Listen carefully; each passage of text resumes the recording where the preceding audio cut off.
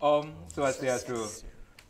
Selamat sore pemirsa, apa kabar Anda sore hari ini? Semoga selalu dalam keadaan sehat. Senang sekali sore hari ini saya Madis Karang kembali hadir dalam Dialog Harmoni Bali.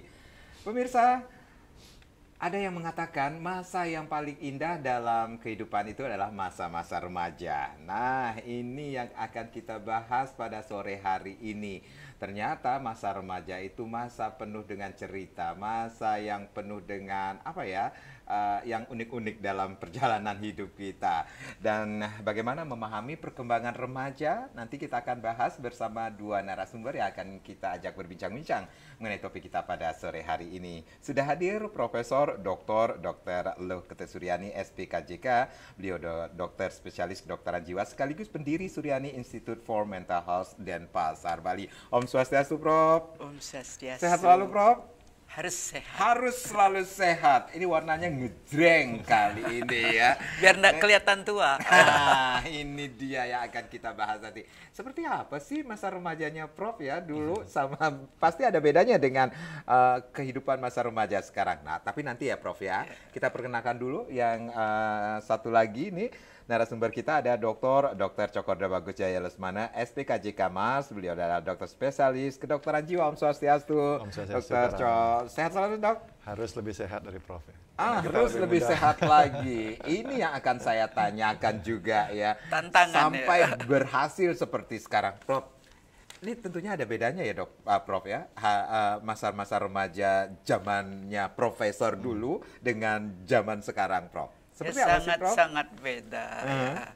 Kalau zaman dahulu kita tidak dipengaruhi oleh banyak teknologi, banyak hal-hal yang baru dari luar, tapi lebih banyak kita bergaul dengan guru-guru, dengan teman-teman dan dengan keluarga. Nah, di sanalah kita sering mendapatkan cerita sebelum tidur, seperti terutama bapak dan ibu saya yang paling senang bercerita adalah bapak kita dengarkan. Bagaimana dia berperang melawan Belanda, melawan Jepang dan sebagainya, sehingga saya nanti juga bisa Pak, gitu. Ya itulah dibuat kita berani bertanya, berani berdiskusi. Tapi sekarang kan banyak remaja tidak ada kesempatan untuk itu. Jadi bisa dikatakan pengaruhnya juga bisa mengakibatkan nanti akan berpengaruh terhadap remaja tersebut kah? Ya, karena kita melihat bapak kita kok hebat, banyak orang datang berobat semua begini-begini, kapan saya bisa seperti itu? Nah, kemudian lihat ibu dia memasak dengan baik sekali sampai kita bisa sekolah dan belajar dan sebagainya, itu karena ibu kerja keras.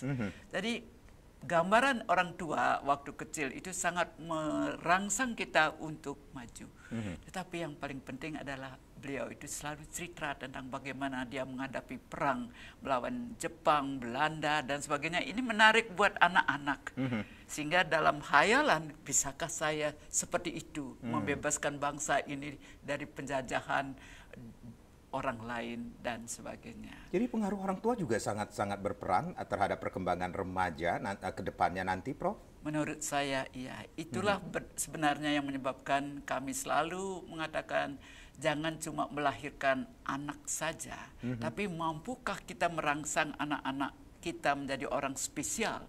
Dan untuk bisa seperti itu, orang tua harus banyak belajar, banyak bergaul dengan orang lain. Kenapa sih dia bisa menjadi gubernur, menjadi presiden, menjadi yang lainnya. Dari bacaan-bacaan itu akan memberikan inspirasi buat kita. Apa yang perlu saya lakukan untuk anak kita. Baik, dari apa yang Prof lalui pada masa-masa remaja mungkin sangat berbeda dengan masa saat ini, itu adopsi kemudian Prof terapkan pada anak-anak juga?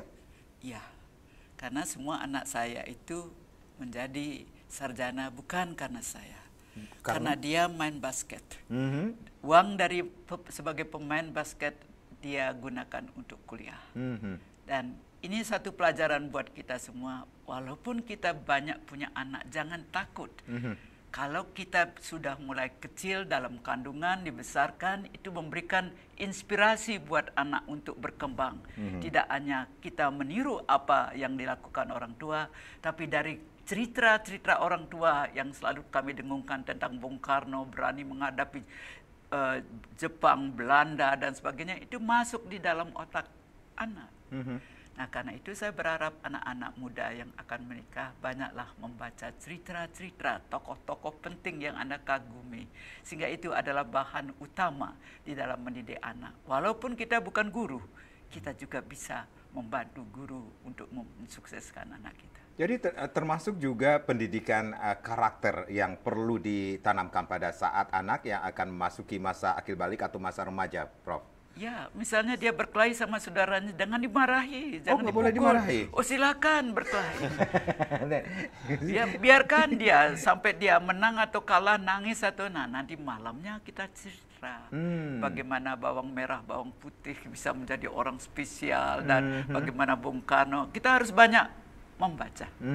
Tanpa itu anak-anak akan bosan dengarkan itu aja, besoknya itu aja. Akhirnya anak itu menebak lebih dahulu cerita yang belum kita sampaikan. Termasuk bandel-bandelnya ketika seorang anak, kita berbicara tentang masa-masa remaja kan, masa seperti di awal saya sempat mengatakan ini masa yang paling indah, masa penuh dengan cerita kenakalannya, kebandelannya. Justru itu kalau juga. anak nakal bandel itulah calon-calon orang yang hebat. Aduh, kenapa saya nggak bandel ya dulu ya? Justru anak yang polos disuruh ayo makan, ayo tidur.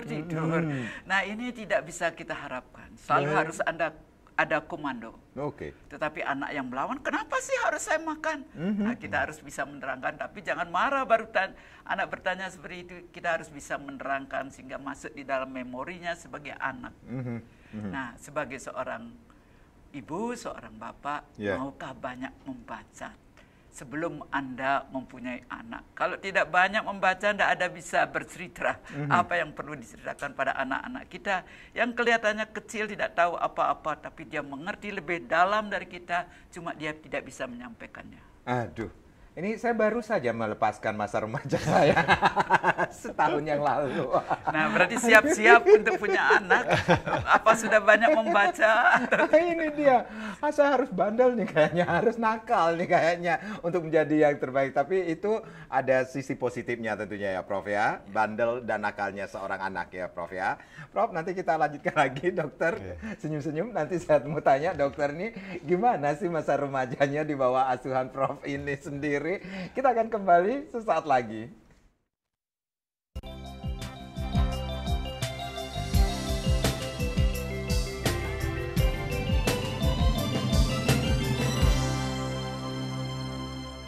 Baik, terima kasih Anda yang baru saja bergabung bersama kami, khususnya bagi Anda pemirsa yang saat ini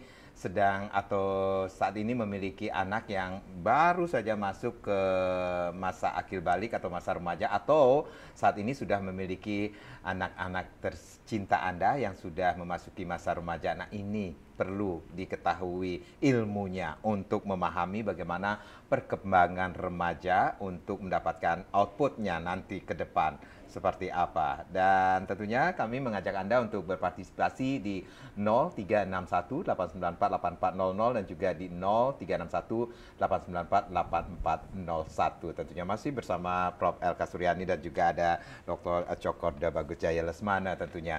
Prof, sekali lagi kita mengetahui ketika kita mendidik seorang anak, ini ada yang mengatakan 1000 hari sejak kelahirannya, tetapi jauh-jauh hari juga sudah harus diperhitungkan, Prof, untuk menghasilkan seorang anak yang berkualitas nantinya. Sejak akan membuat sudah itu perjuangan. Bisakah kita membuat dengan tidak memperkosa dan membuat, tetapi dalam keadaan tenang, saling mencintai, saling menghargai, dan saling memerlukan. Itu yang perlu dibuat, karena itu di Bali sudah disampaikan sebelum menikah, anak-anak itu harus bebas dari beban masa lampau, yaitu dengan dilakukan upacara, bagaimana dia bisa tidak menjadi anak nakal, bisa menjadi orang yang spesial dan sebagainya. Di budaya Bali itu sudah luar biasa, tapi penerjemahannya tidak sesuai dengan apa yang diinginkan oleh yang menciptakan itu. Hanya di bawah upacara, membuat banten, membuat ini, tapi maknanya itu yang perlu diterjemahkan. Baik. Baik, saya ke Dr. Cok dulu. Dr. Cok, kalau tadi kan kita mengetahui kehidupan masa remajanya Prof pada saat-saat yang agak berbeda dengan zaman kekinian. Tapi kalau ketika kita berbicara tentang perkembangan seorang remaja, Dokter Chok juga pasti melewati masa-masa tersebut ya. Ya, yang saya lalui memang berbeda mungkin dengan Prof, tapi juga yang anak-anak sekarang jauh berbeda lagi. Jauh berbeda lagi ya. Kalau zaman saya TV-nya bisa dihitung ya, siaran TV. Kalau sekarang siaran TV-nya sudah tidak terhitung. Kan mungkin tidak TV lagi, apa yang digenggam itu mereka menggenggam dunia. Jadi sangat berbeda pengaruh yang didapat ketika masa remaja saya dan masa remaja anak-anak sekarang. Jadi secara tidak langsung pengaruh kemajuan teknologi juga akan mempengaruhi perkembangan seorang remaja tersebut? Betul, karena lingkungan tidak terlepas dari itu. Yeah. Tadi Prof bilang orang tua yang paling dekat, karena itu yang ada di dekat mereka.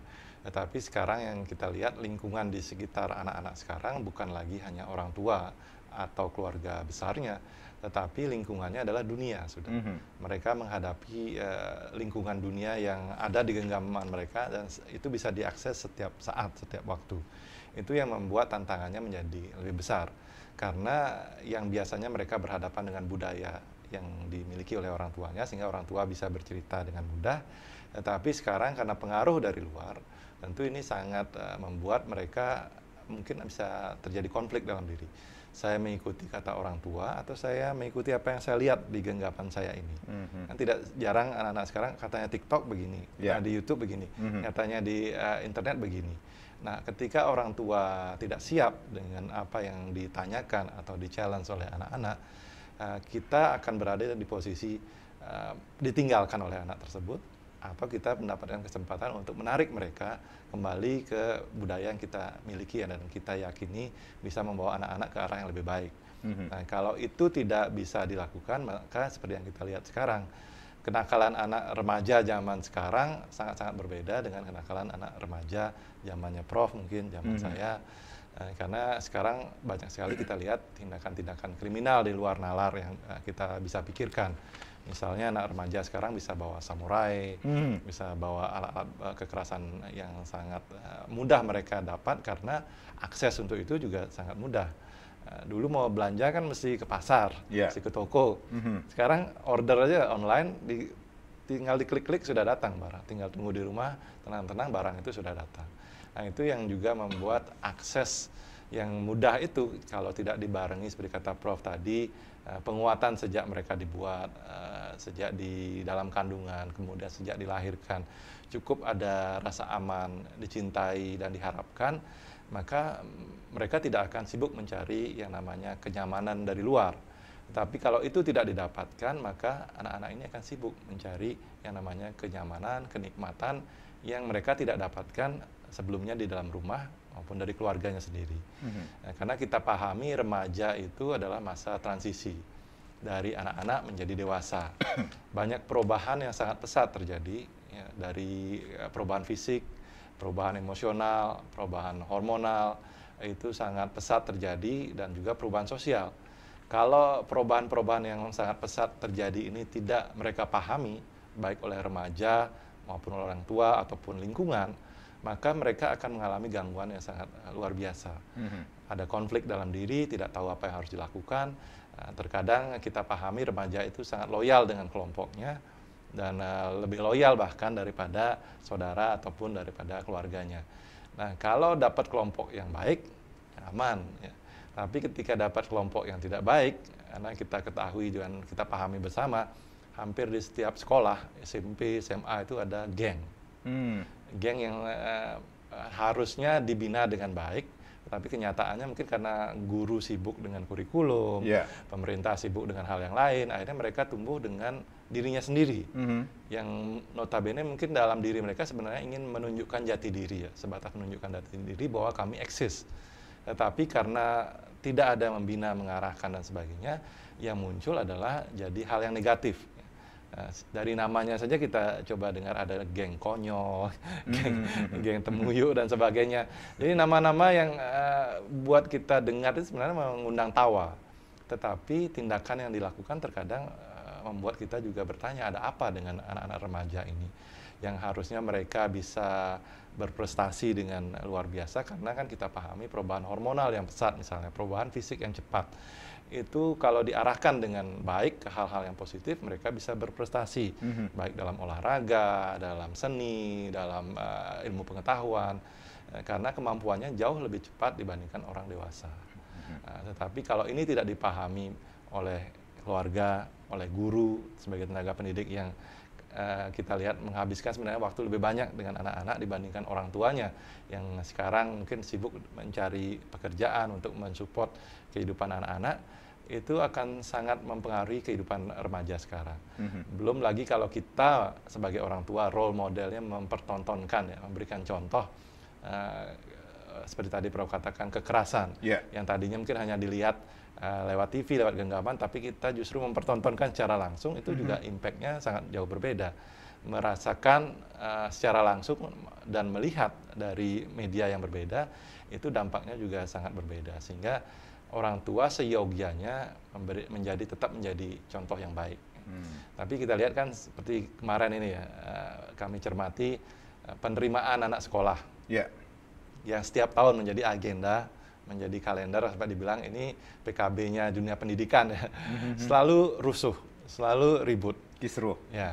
Dan yang menarik, orang tua secara tidak langsung mempertontonkan bagaimana cara menyelesaikan suatu permasalahan di depan anak-anak dengan cara kasarnya dikatakan tindak kekerasan ya. Kan datang ke dinas pendidikan, datang ke sekolah, ribut, teriak dan sebagainya. Nah, anak sendiri merasa, apa memang kami sebegitunya harus dibantu? Apa kami ini memang tidak mampu untuk mencari sekolah? Apa memang sekolah yang kami dapatkan itu memang tidak berkualitas? Apakah sekolah yang akan kami jalani itu memang tidak mampu membuat kami berhasil dalam kehidupan ini? Padahal seperti kata Prof tadi kan, jadi anak nakal, jadi anak bandel itu justru calon-calon. Calon-calon pemimpin kalau diberikan ruang untuk mereka tumbuh dan berkembang. Nah, ini yang saya rasa perlu dipahami bersama. Tidak hanya kita menuntut orang tua atau guru, tetapi juga masyarakat. Masyarakat ketika melihat hal ini juga harus mulai berbenah, menyikapi, menyiapkan ruang. Seperti sekarang kan lomba layang-layang misalnya contohnya. Kan musim layangan sekarang. Lagi happening, lagi tren nih. Angin barat.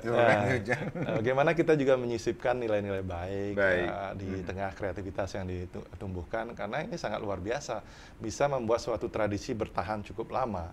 Itu adalah suatu hal yang luar biasa, dan tentunya ada nilai yang sebenarnya bisa dijadikan toladan untuk semua pihak.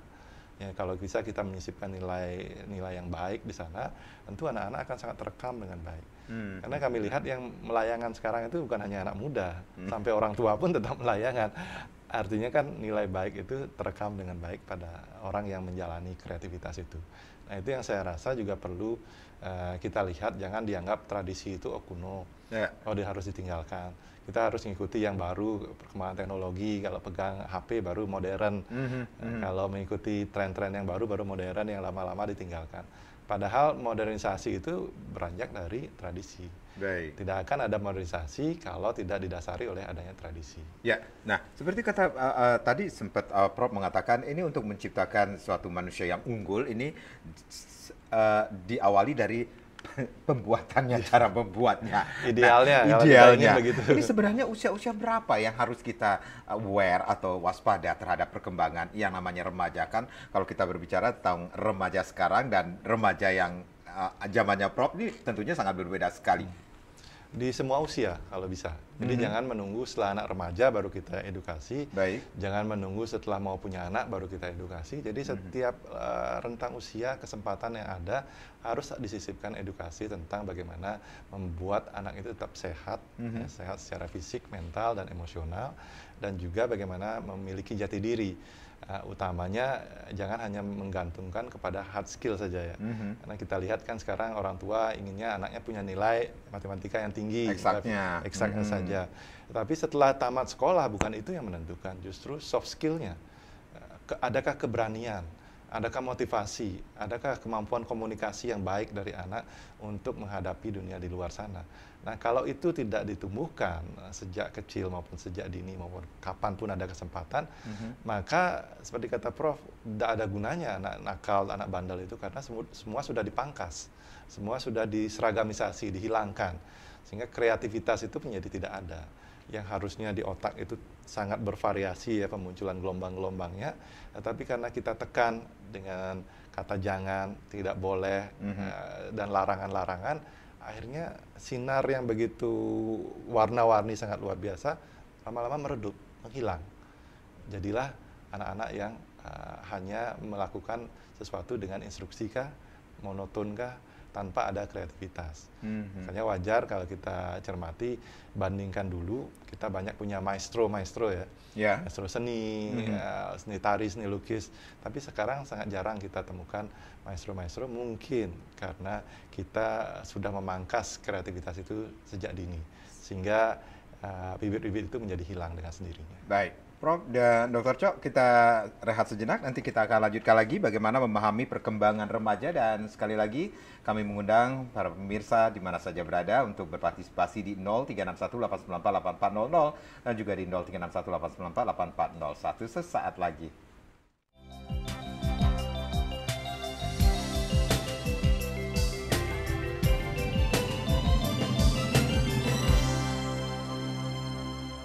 Ya, bagaimana memahami perkembangan remaja? Masih kita bahas di Harmoni Bali pada sore hari ini. Silakan Anda yang ingin bergabung bersama kami, lain kembali kami buka di 0361894800 dan juga di 0361894801.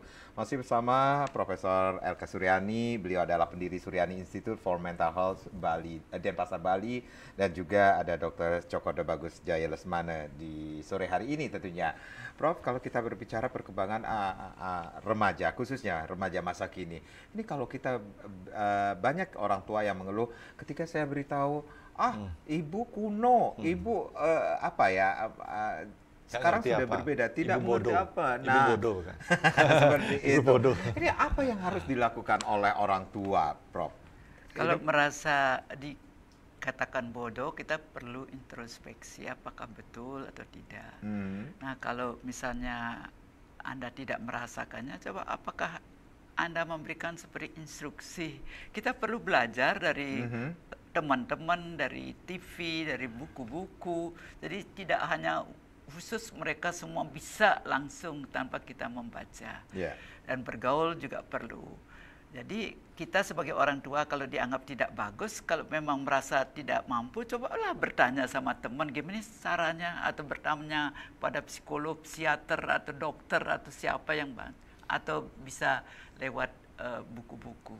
Nah, ini yang tidak pernah ada pada orang tua, keinginan untuk memberikan masukan pada anak yang lebih bagus lagi. Yang lainnya adalah kita tidak selalu mendikte anak itu. Tidak ada waktu untuk semua, selalu dengan instruksi. Dan kemudian kalau instruksi tidak dilakukan, kamu bodoh, kamu bandel, kamu ini. Itu aja yang akhirnya dihafal oleh anak, bandel, kolot, dan sebagainya.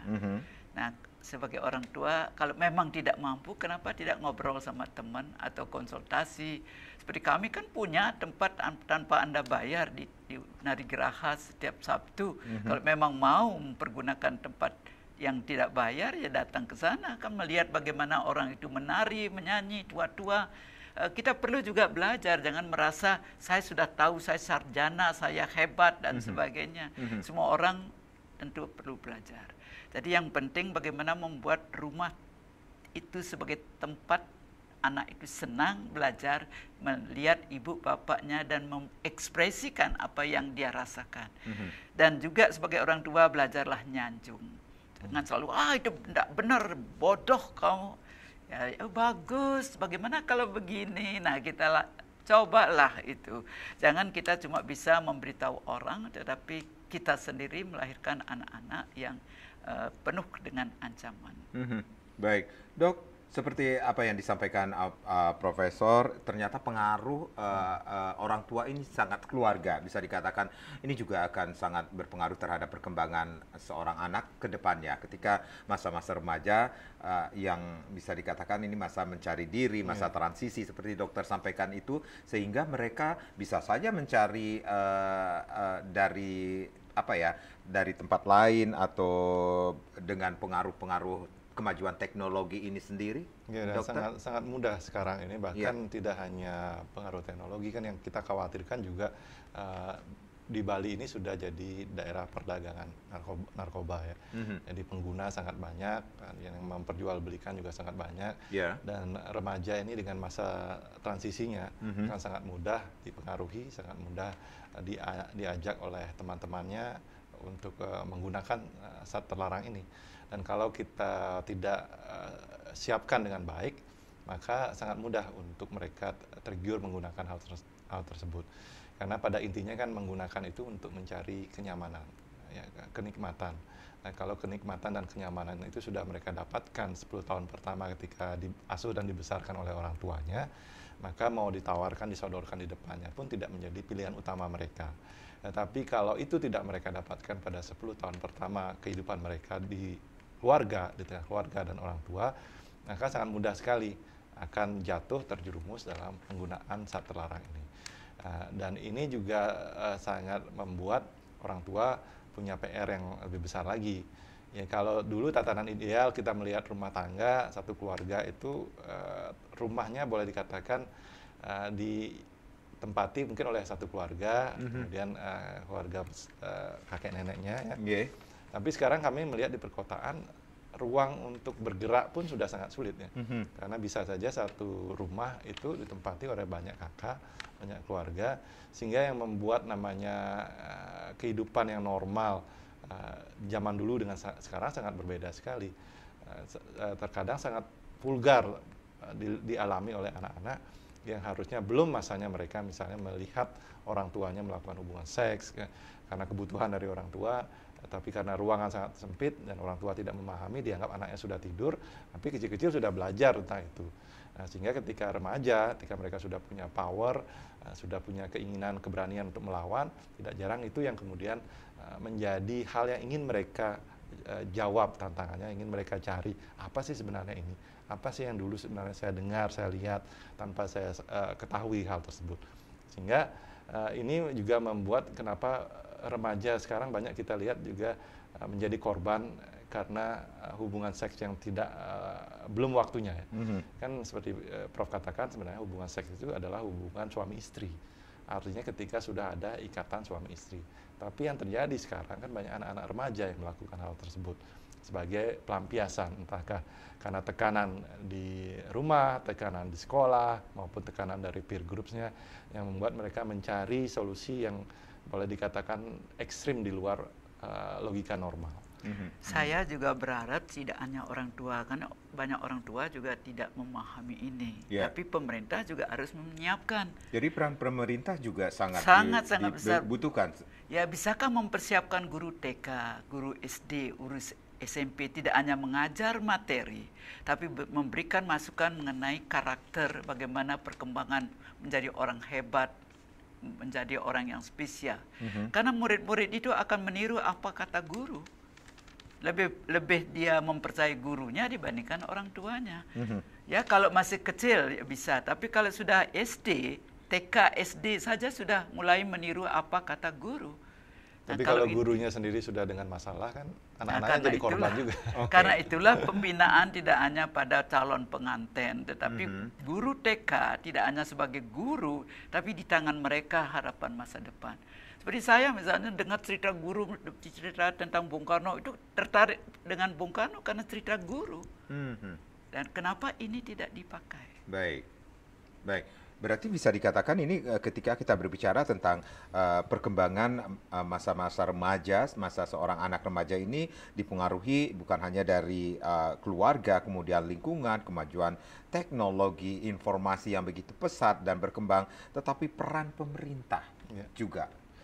kita harapkan? Ya, karena kita kan sebagai masyarakat, sebagai komunitas itu tidak akan terlepas dari interaksi dengan yang namanya pemerintah yang menyiapkan regulasi dan interaksi di suatu negara. Yeah. Sehingga mau tidak mau memang regulasi dan peran dari pemerintah itu sangat besar.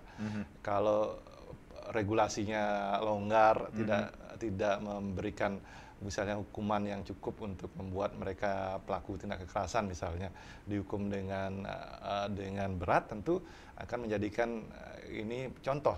Oh, nggak apa-apa kok kita melakukan tindak kekerasan, toh dihukum ringan. Baik. Toh tidak akan diapa-apakan. Hukum Indonesia masih bisa diperjualbelikan misalnya. Nah, itu akhirnya membuat tidak ada yang dihormati kemudian dari aspek pemerintah. Kan secara budaya dikatakan kita ada catur guru ya. Yeah. Salah satunya adalah pemerintah yang harus dihormati. Dan kalau itu dijalankan dengan baik dan pemerintah pun menjalankan perannya dengan baik, maka hubungan timbal balik ini akan sangat baik membentuk masyarakat, tidak sampai muncul tindak kekerasan yang luar biasa. Dan usia remaja itu sangat pendek, 10 sampai 19 tahun ya. Jadi kita hanya punya kisaran waktu sekitar 10 tahun untuk membentuk mereka, untuk menyiapkan mereka menjadi pribadi yang baik dan di masa dewasanya tumbuh menjadi orang yang baik juga. Tapi kita lihat ternyata kenyataannya kan kalau kita bandingkan data tindak kekerasan yang dialami remaja, di dunia itu laporan WHO mengatakan 37% remaja itu menjadi korban. Sementara di Inggris itu 17%. Tapi yang menarik, di Indonesia justru melebihi angka dunia, 38%. Nah, jadi apa yang terjadi di negara kita yang katanya sangat menghargai yang namanya hubungan baik, di Bali kan menyama beraya katanya, tapi pada kenyataannya anak-anak remaja yang rentang waktunya hanya sekitar 10 tahun ini sudah menjadi korban 37%-nya. Dan bisa kita bayangkan korban itu bisa terus dia menjadi korban atau korban itu menjadi pelaku kemudian. Nah, ini karena kita tidak menutup mata beberapa kejadian yang banyak remaja yang tersangkut hukum sebagai pelaku. Seperti itu, betul. Dokter melihatnya? Ya, dan kalau kita hanya melihat hasilnya saja, seolah-olah remaja inilah yang buruk. Tapi kalau kita lihat filosofinya kembali, buah itu ada dari sebuah pohon. Pohon itulah yang membentuk menghasilkan buah. Jadi kalau anak itu sampai menjadi pelaku sebuah tindak kriminal, tentu ada yang mempengaruhi. Ya, utamanya seperti tadi Prof katakan orang tua. Tapi orang tua itu kita pahami tidak bisa 24 jam sepenuhnya mengendalikan ketika anak itu sudah masuk ke masa remaja. Lingkungan, peer group, kemudian teknologi, pemerintah itu sangat berperan. Tapi menurut saya selain orang tua seperti tadi, itu guru TK itu sangat menentukan. Karena waktu dia ke sekolah, dia lebih menghargai gurunya dibandingkan orang tuanya. Bapak guru bilang begini, Ibu apa sih? Nah, kemudian SD. Di SD pun juga dia sangat mengikuti apa kata guru sampai SMP. Tapi sekarang pun guru mengatakan kami pun tidak digugu. Ya, karena yang digugu sekarang itu, TikTok dan Instagram. Ya, tetapi bagaimana caranya kan guru punya cara. Yeah. Karena itu perlu guru-guru itu seperti saya itu dulu menjadi masuk pandu, masuk yang lain karena cerita guru. Kami waktu itu mendengar guru-guru sebelum mengajarkan ilmu berhitung itu cerita tentang bawang merah, bawang putih, bagaimana di Cina, bagaimana di Eropa, cerita kok. Ada waktu. Percepatan upgrade guru dengan anak-anak saya rasa lebih cepat anak-anak sekarang. Baik. Karena guru saya lihat masih kalau anak yang tidak sesuai masih cara menghukumnya masih tradisional. Nah, karena itulah perlu ini juga, ini kan sarana dari pemerintah, jadi bagaimana mau mendidik guru TK itu di tangan mereka, guru TK, guru SD, SMP, sama SMA. Mahasiswa sudah lain cara berpikir global, dasarnya adalah ini. Guru. Seperti itu. Ya, melihatnya. Ya seperti saya dulu itu bersaing dengan teman-teman. Kamu sudah berapa pinjam buku di perpustakaan. Jadi kita sama teman-teman yang lainnya itu saling berebutan dan guru itu sangat memperhatikan hal itu. Jadi teman-teman saya itu kebanyakan hebat itu bukan karena cuma orang tuanya, tapi peranan guru.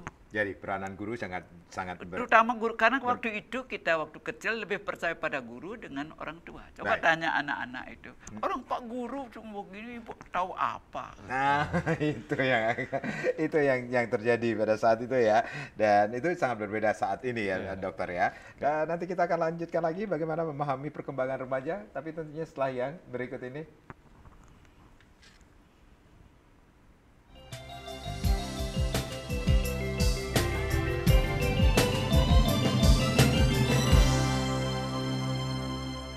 Ya, terima kasih. Kita masih di Harmoni Bali memahami perkembangan remaja. Masih bersama Profesor Dr. Lokete Suryani SPKJK. Beliau adalah pendiri Suryani Institute for Mental Health Denpasar Bali. Dan hari ini pun kita masih bersama Dr. Cokorda Bagus Jaya Lesmana SPKJK Mars, seorang dokter spesialis kedokteran jiwa. Silakan Anda yang ingin bergabung bersama kami. Lain kembali kami buka di 0361894800 dan juga di 0361894841 tentunya. Apa yang akan terjadi jika seorang anak yang memang perkembangannya memang bermasalah ketika dari awal, Prof? Akan berpengaruhkah ke kehidupannya nanti? Sangat besar pengaruhnya dalam perkembangan fisik dan mental. Fisik mungkin karena dengan adanya trauma itu dia tidak bisa tumbuh seperti anak-anak normal lainnya. Mungkin jadi orang kerdil. Yang kedua dari perkembangan mentalnya, dia mungkin berani melawan siapapun dia hadapi atau ketakutan. Nah, gangguan jiwa lah yang akan terjadi. Sekarang apakah membiarkan anak kita mengalami gangguan jiwa dalam dunia lain, dalam kehidupannya sehari-hari, apakah kita memberikan dia menjadi orang yang normal, berkembang untuk mengembangkan kemampuannya? Baik, sudah ada Bapak Made Murde dari Denpasar yang bergabung sore hari ini. Om Swastiastu, Pak Made. Om Swastiastu. Ye, durus Pak Made. Om Swastiastu. Ye, Om Swastiastu. Sampun Pak Made Murde. Sampun ngeranjing niki, durus. Ye, sampun ngeranjing ye. Semua sampun ngeranjing. Yang mendengar, menyaksikan Harmoni Bali ini bagus sekali nih.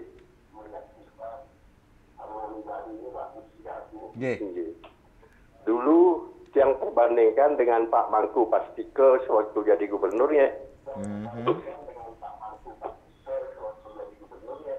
Mungkin beliau pernah ke London, beliau melihat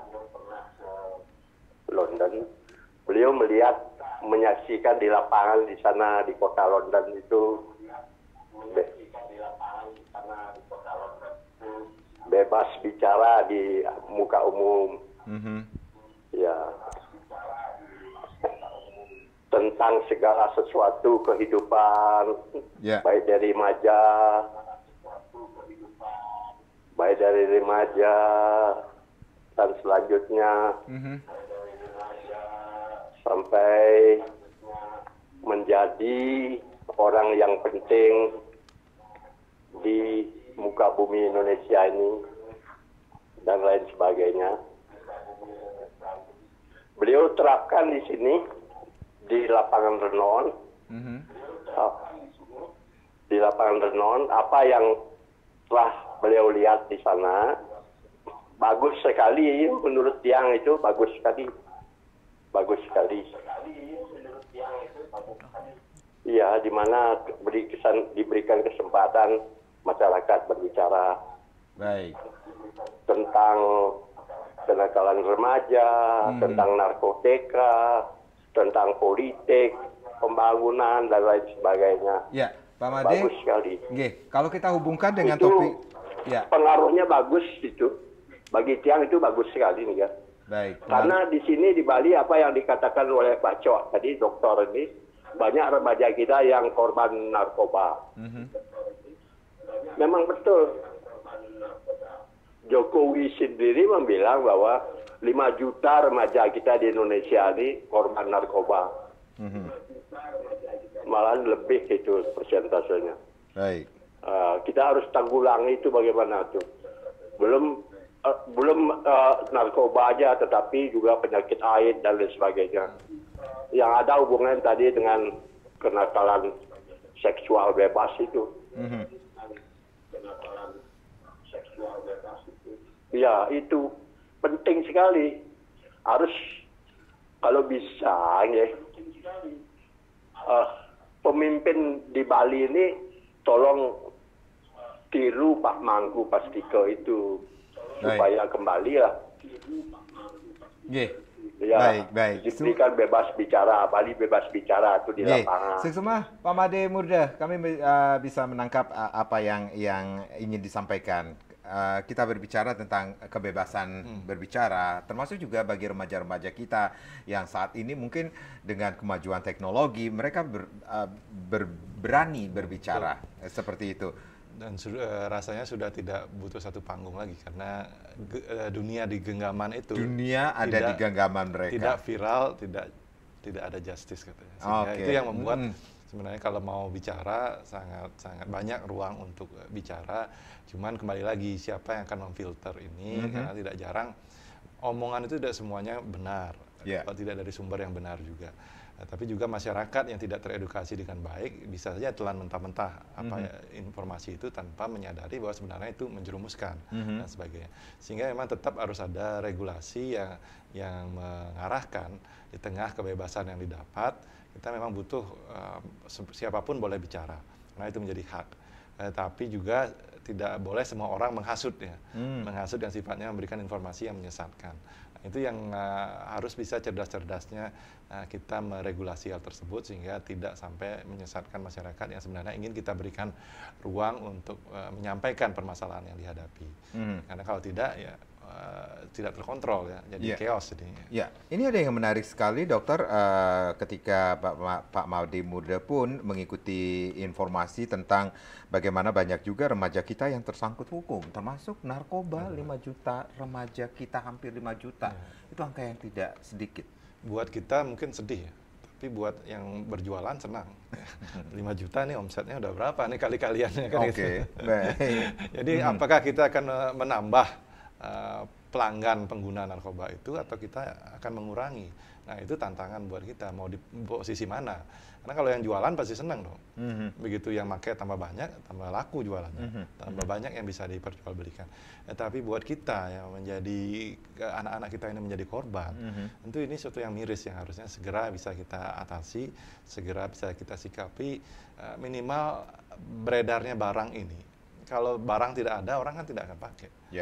Demikian juga kalau tidak ada yang pakai, barang juga tidak akan beredar. Nah, kalau mau ketat, mau strict, mau segera teratasi ya harus berani keras. Tetapi kalau yang penegak hukumnya pun masih bisa dimainkan oleh yang mengedarkan barang ini ya wajar. Jadi lebih sulit untuk memberantasnya. Baik, itu yang harus dilakukan. Prof, bagaimana seorang atau peran keluarga, peran pemerintah untuk memahami perkembangan anak, khususnya bagi anak-anak remaja saat ini, Prof?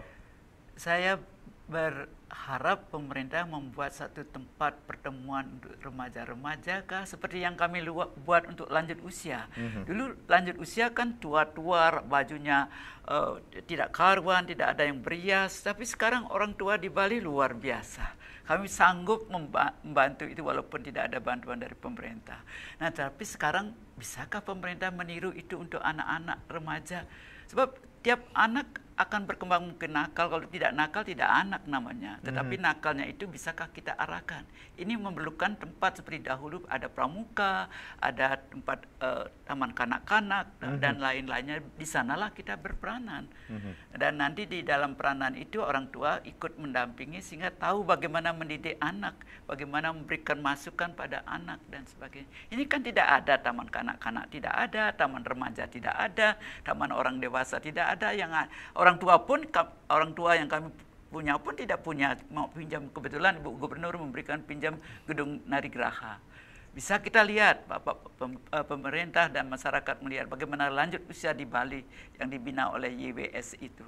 Hampir semuanya tetap muda walaupun berumur sudah 80 tahun, 90 tahun mereka tetap aktif. Jiwanya masih tetap muda. Nah, ini dokter, ini bahkan kita kalau kita flashback lagi ini tahun-tahun 80-an itu ada film yang divisualisasikan dengan judulnya Nakalnya Anak-anak ya, dokter pasti. Mungkin saat itu kita masih kecil-kecil ya juga. Nah, ini bagaimana? Ada pesan nggak sih dok untuk para orang tua dan pemirsa untuk memahami bagaimana perkembangan remaja saat ini? Ya. Kami hanya mau berpesan buat para orang tua, karena remaja itu adalah generasi yang akan meneruskan kita. Tentu bisakah kita menyiapkan sebaik-baiknya apa yang menjadi kebutuhan mereka, apa yang menjadi ruang untuk mereka tumbuh dan berkembang, sehingga mimpi yang kita miliki untuk memiliki anak yang suputra, memiliki generasi muda yang lebih baik untuk Indonesia emas, betul-betul bisa kita wujudkan bersama.